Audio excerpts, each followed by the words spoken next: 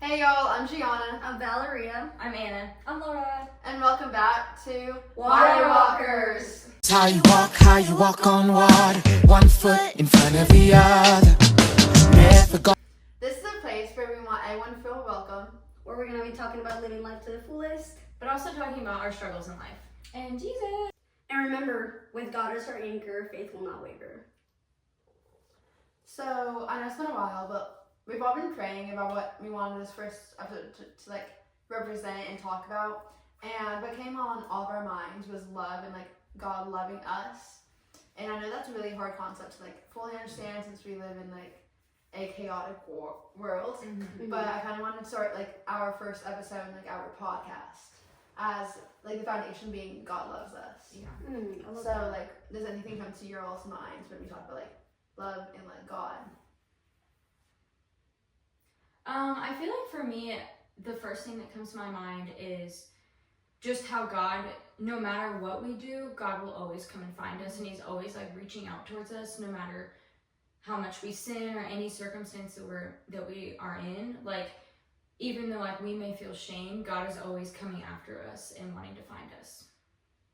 Like the lost sheep. Mm-hmm. You know, we were talking about that, how He will leave the 99 just so he can find the one. Yeah. You know, yeah.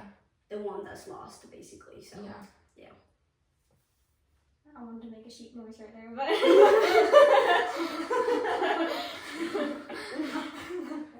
okay. One of my favorite passages is Luke 15.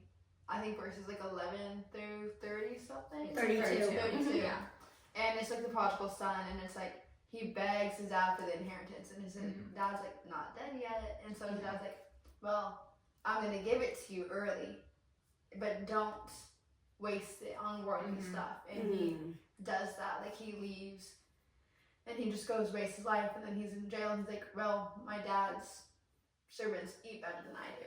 Yeah. So he leaves to go back to his dad, and his dad was saw him in the distance. I think that was the most powerful thing. Mm-hmm. Was that his dad ran to him from distance, and so that means he was looking for him every day, and that just symbolized God's looking out for us, not just at the door doing his chores, Right. and waiting for the knock. He's looking and searching every single day for us to come home. Mm-hmm. That's really good. Yeah. I think something with that passage that always hits me too is his father came to him with open arms, and that's how God comes to us, with open arms. He's not crossed arm, oh, you finally came back. He's no, I want you to come back, and I want you to run to me because I want you to feel this love that I have for you. And his love is so strong for us that no matter what we do, we can't break that love. Yeah.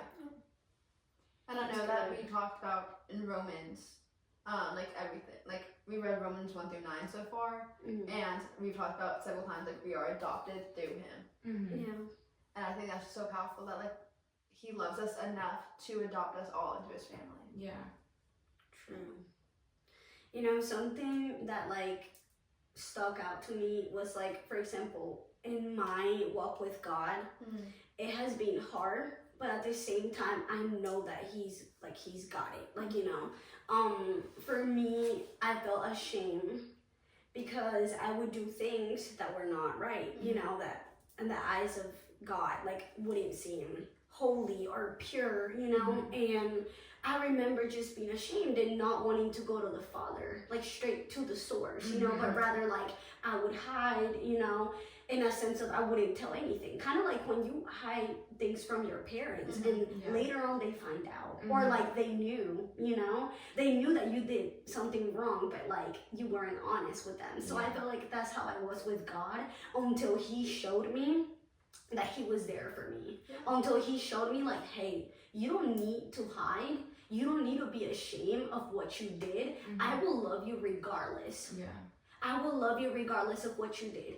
Because another thing that I think it's very important is to look at how He values, or how He looks at it as when we sin, all the sins are equally or equal for Him, for us humans, we can see it as oh, he murdered, he's definitely going to hell, but you'd be surprised how God can meet you, how Jesus can meet you at your worst, and He can say, hey, I will change you.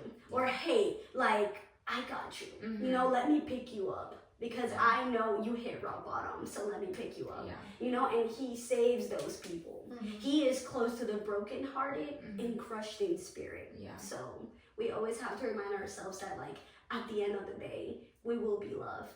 We don't have to go after worldly things to be loved, to find that fulfillment, because he's going to give it to us. And that's just lovely. I love that. Yeah.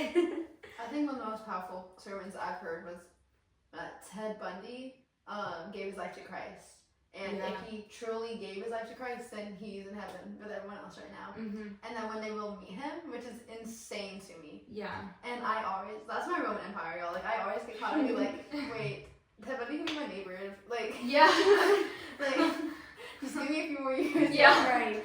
And that's like crazy to me. Yeah. And like, it was Ted Bundy, like, I think there was one other guy, I forget who it was, and they gave themselves to Christ. Mhm. And if like, I mean, we don't know like if they truly meant it, but if Yeah. they did, then they're up in heaven without having all like worship the same God. I'm like, whoa. Right. Yeah.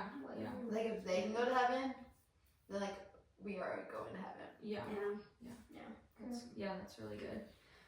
Something that you said, Valerie, is like not seeking validation from worldly things, and I think that's really prominent in our culture right now. Is like, especially with social media, of like seeking validation of like, oh, how many likes did I get? How many followers do I have? How many whatever. Like, I'm comparing myself to this girl because she looks this certain way, and I think comparison True. is truly the thief of joy, and like it like No, it's true. it literally will just take everything away from you. My And Instagram bio. yeah, like it just takes all of it away. And so I think like seeking that, like keeping that firm foundation in Christ and not seeking that validation from outside sources is like so important.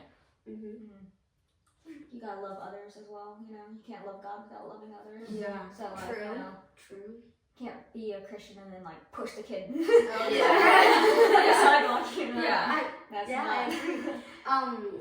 You know, I want to point something out though. Also, I feel like when you don't have love, God gives you that. Like, you can't really, like, I love what you said, but also, I feel like you can't really love somebody until God gives you the desire Yeah. to love, the Yeah. desire to be like, I want to change, you Mhm. know? Because it's like you said, you can't really love God if you don't love others, but at the same time, He's the one that has to give you that desire, Yeah. if that makes sense. Yeah. So. Yeah, I think that comes from like when you talk like in the verse, I forget where it is, but it's like my cup overfloweth, and like you have to be filled up first by God's love in order to like pour out to others, because you can't Oh, yeah. like pour from an empty cup, and you can't just love others out of like your own desires, but like from, like you said, like Yeah. God has to give you that love to give to others. Yeah. And you can't give what you don't have. Exactly. You know? And God's the only one that's going to give you what you have so you can share it with everyone else. Mhm. Exactly. Put that on a t-shirt. You can't give away what you can't have. 'Cause I would buy that. Because I think it's totally true that, yeah, if you're empty, you can't fill someone else's cup. And when you try, it's like not great. And then you end up hurting the other person. You know? True. Yeah. And you give them wrong advice and then they go down that road. Yeah. Like that. I think we kind of need to focus on like what God gave us, and like when He made humans, like He made us as great, and like we were great, and He made us in our mother's womb. We just need to focus on like how He created us and like what He gave us to begin with. And what we don't have, other people can give you. You know, Yeah. that's why you have True. community. Like, Yeah. not Like you everyone has learn from everything. them. Yeah, like, you learn. Yeah. God like gives you situations where you learn. Yeah, like Jesus had 12 disciples. He didn't do it alone. You know? Yeah. Amen. Exactly. That's Yeah. good. That That's is good. good. Yeah. That is good. And like the only way God can teach you how to be patient is by giving you like A a really bad situation. Yeah. Along Along with Yes. And He's like, you gotta wait. Yeah. You gotta wait. You gotta have to chill out. Yeah. And I think the characteristics that you want most are the ones you need to be actively praying about every day. Like, Lord, help me to be patient. And you have to know that those situations are going to occur, but that is what He's trying to teach you through those situations. The fruits of the Spirit. Mm-hmm. Yeah. Galatians 5. So let's talk about some spiritual gifts, y'all. So what do we think? What are some spiritual gifts that you know, in the moment that God gives us. So that's the things that we can use and also help other people. Kind of like what Laura said. Adding to what you said, like piggybacking on what you said. The whole thing of it's good that like you can't give something what you don't have or whatever, but it's also like, what do you have? yeah, Yeah. exactly. You gotta recognize what you do have to give. Yeah. Anybody want to add like any spiritual gifts? Like wisdom is a big one. I feel like currently discernment is very big, and I know like I tell people all the time. I'm like, there's just a feeling God gives me when certain people come around. I'm like, they're not like saying what needs to be said, and like there's several times like you see all over the place people spreading the gospel. Like I went to Passion last year. There's people sitting outside with megaphones spreading the gospel. Yeah. If you talk to them, they like that's just not how ways I would like approach the gospel and approach Jesus and like approach like other people, because that just makes people want to like stay far away from the church. Yeah. Like people who immediately go to like Judgment Day and like have bad intentions. Like it's why people are so scared of like church and Christians and everything. It's like being able to discern yourself from like what is fake and what's not true and what's like is true is completely like something that I've been dealing with a lot lately. Understanding like who to like trust and who not to. Being able to hear like God. which one's God's voice and what's the enemy's voice. Like to recognize. The enemy uses people who can come off as believers, come off as followers to do their work. And Jesus says it on the Bible too. Like he mentions the whole like there will be false prophets, and I'm sending you out as sheep in a world of wolves, basically. So we gotta be able to have that discernment on like who's like which is which, or like And a lot of sheep be a wolf as well. exactly. Because the Instead of enemy's following always trying everyone, Yeah. make your own choices. Exactly. the enemy's always trying to attack us, so we just have to like discern what is the enemy and what is Jesus. Yeah, like in John 10:10 when he says the enemy comes to steal, kill, and destroy. Like he's always on the lookout and always like waiting to devour us. And I think, like I was reading this book by Louis Giglio, like Don't Give the Enemy a Seat at Your Table. Great book, by the way. Everyone should read it. But it's like I was reading it last night and it was talking about how like the enemy's not going to show up like at your table like looking like a devil. Like he's going to show up looking like a friend or someone who's trying to help you, and then like what you were saying, like lure you in the wrong direction, and all of a sudden you're down this sinful path, but it showed up as a friend who you thought you needed at the time, but it's really not. And so going back to that gift of discernment, being able to discern God's voice versus the devil's voice, I think is something that I definitely need to be praying for, and something that I think is important. It doesn't even have to be a person, it can be your own mind. Yeah. Like, do I take this next drink or do I not? Like, like that. I feel like you're your own, like, you're your worst enemy. Like, your mind is your worst enemy because it's a constant battle. Yeah. That's why when we think about it, like, the whole battle part is like, God is trying to fight those like he already got those battles like won. Yeah. But at the same time, it's like you're your worst enemy. You're gonna be drowning in an ocean you created. Yeah, So God made you like how He wants you, but you look in the mirror and you're like, I'm too short, I'm too fat. You know? That's not That's anything not from God. That's God. the devil. that's the Yeah. devil. Yeah. You are not good enough. Like God didn't make you this way. Like you forced yourself to look like this. Yeah. Exactly. And it's like, wait, no, God made me. Yeah. Knitted me in my mother's womb. Yeah. Exactly. Yeah, and I think a good way to combat those lies, and even to like first recognize them, is you have to be rooted in the foundation of the truth, and being you have to know that God did create you in His image, and that God calls you loved and beautiful and worthy and all those things, and you have to know that so strongly to be able to recognize what the devil's telling you. Because when you're not rooted, then you're gonna just start to believe those lies. That's true. Blow away. Yeah. You know, like if a tree's not rooted in a hurricane, Yeah. it'll get uprooted. Yeah.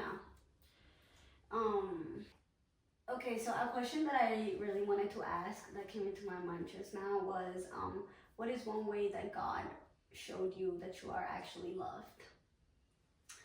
I think for me it's been community recently. Like back kind of like towards the spring, I was just in a really hard season, and I just didn't have like really any good like Christian community surrounding me, and so I just like prayed my guts out, honestly, like for community that I could be grounded in, that I could grow in with. And I'm just so like grateful for what the Lord has given me, and He's shown that like He never left my side, and it was me and God for a minute, and like just like I didn't really have many other people in my life, and He was like, I love you so much, and I'm gonna give you other people to grow with. And yeah. We love you. Aww.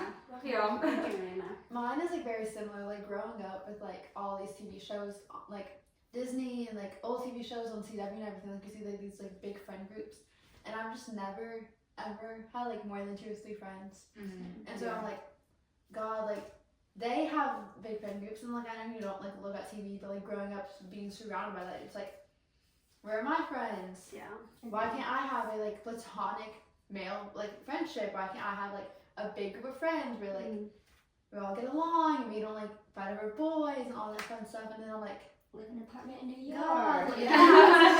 like We why love can't we fried be like chicken. neighbors? Why are we like not together every single day? Yeah. Why do we go to school? Like, Yeah. And then so like now like he was like, you have to wait, like you have to lean on me. If you keep going to like trying to like search for that, like you're not gonna get it. Like if you keep begging me for it, if you keep idolizing it, like He's not gonna give it to you. Yeah. And so when I finally was like, okay, I'm okay with having 2 or 3 friends, like I don't like big groups anyway. I don't like all that anyway, God. He's like, well, I got that. Yeah. He's like, here you go. Now like I love you all. Oh, we love you too. Yes. Yeah, I think also like about the friendship was like once I kind of started oh my gosh, stopped seeking validation from other people is when He brought other people into my life of like, okay, now I'm not trying to win other people's approval and have these people as my friends just because I think I earned them or whatever. But He's like, no, I blessed you with these friends, and they love you unconditionally. They don't care about what you have to give to or like offer them. This is kind of a pivot, but one thing that I found like really like weird but like funny is that like whenever I'm at my peak and like, oh, like my relationship with God is strong right now, like I know that like God loves me and like I don't feel validated by other people. It's like other people like see me more. Like does that make sense? Yeah. Like I feel like a lot more people like whenever more recently, like I've been out of a really good like growing my relationship, reading my Bible every single day, and like having like more prayers with like God recently. A lot more people have been like, I see you, and like acknowledging more when I'm like, okay, Yeah. That's interesting. And I feel like I can relate to that as well, because for me it's like kind of like what you guys said. I used to seek so much approval for like from others, and I was a people pleaser. Yeah. you can't serve 2 masters. And you can't serve it. Yeah, I was about to say that. Yeah.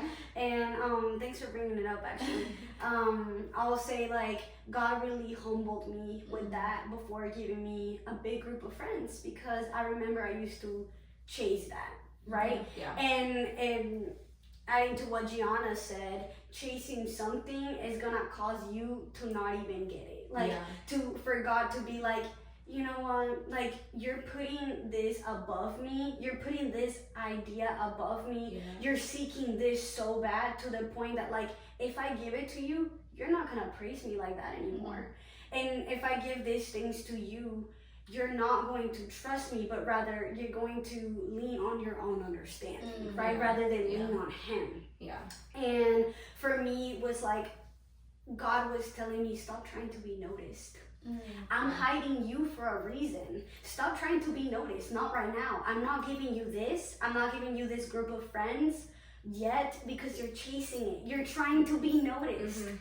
And He would tell me, God would just show me that like He loves me so much by even correcting me. By correcting what I was doing wrong, that was God showing me that He cared for me, that He loves me. And when I finally understood the message that He was trying to convey, I backed off. I backed off from wanting a big group of friends. And I said, you know what, God, same thing as you. I don't need it. I'll be fine without it, you know? it's fine. I see other people, you know, hanging out, and that's okay. Like, I'll be okay by myself. But also, I got to a point where I started isolating, and God said, no, wait a minute. He said, wait a minute, you're not isolating. I got you. Just trust me. Trust me that I will give you this. I will give you what you desire, but on my timing. Yes. Not yours, but in my timing. And the right time. And when he did, he blessed me. But whenever you're blessed, God gives you work. When he gives you a blessing, he gives you work. So he was telling me, hey, now that you have a big group of friends, I want you to keep me first. That's the job that I'm giving you. Keep me first, and blessings will still come your way. You know what I mean? Yeah. It's not even about the blessings, actually. It's more of like, he shows you that he loves you by correcting you, because that's what parents do, right? Not because they tell you, like, if you're doing something wrong, right? If you're being disobedient, Yes. that's how I say it, disobedient. Your parents, just because they yell at you doesn't mean that they don't love you. Just because they tell you, hey, that's not how you do it. Or when a friend corrects you, it's not like, that's not how you do it. Then you're gonna get mad because they're correcting you? No. Yeah. They're giving you a constructive, what is it called? Criticism. Yes, criticism. Yeah. And that's what God does. He's a perfect and loving father. Yeah. He's always gonna want the best for you. The best for y'all. Yeah. You know? And that's something that God humbled me with before giving me friends. And even after giving me friends, he told me, hey, remember, I gave you this. You worship me. I gave you it. And like what you guys said, we can't serve two masters. Never. You either serve the world, you either are meant for the world, or you serve God. Yeah. Laura, what about you? What are your thoughts on it? I would say when I was adopted when I was 4, because I have a medical condition, and if I had stayed in China, I was born in China, I would have died. So God gave me a family. He gave me the U.S., right? Right. A place where medical care is abundant, and you have to pay an arm and a leg, but you know, Yeah. you got it. Yeah. And 100% I wouldn't be here right now if I hadn't got adopted. So that's what I think about, like, whenever things are tough in my life, I'm just like, I could be like dead right now, you know? Yeah. That's true. Okay, give me a hug.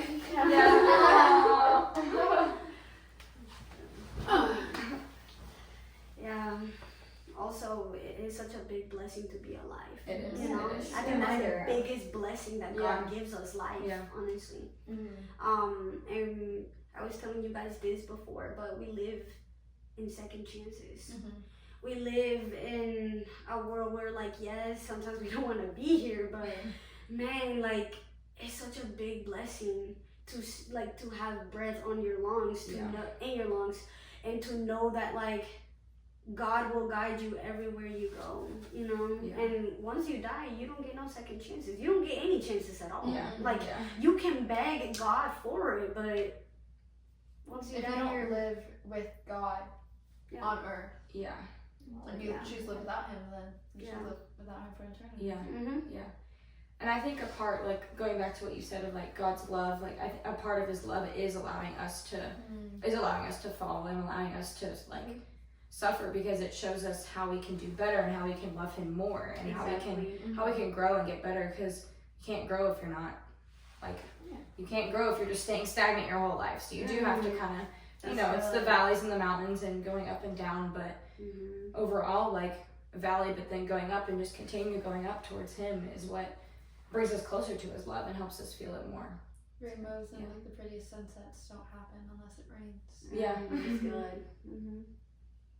That's true. Well, y'all, I think that is everything that we want to talk about today. So, have an amazing week, and until next time, love y'all. Bye. Thank you for listening. Ciao. That was good. All right, y'all. That was good.